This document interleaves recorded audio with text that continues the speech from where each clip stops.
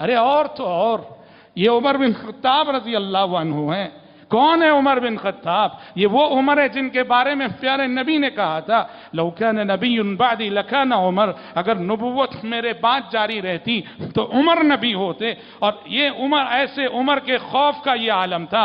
حذیفہ بن یمان سے آہستہ سے پوچھتے ہیں، آپ کو معلوم ہے حذیفہ بن یمان رازدار رسول تھے، صاحب السر تھے.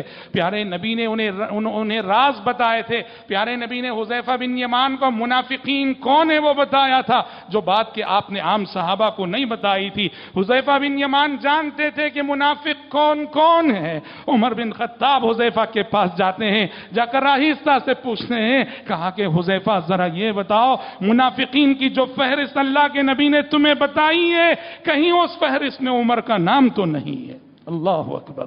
کون ہے جو بے خوف ہو سکتا ہے؟ ہم کتنے مطمئن ہو کے جی رہے ہیں. حضرت عمر کتنا ڈر رہے ہیں منافقین کی فہرست میں کہیں عمر کا نام تو نہیں آ گیا.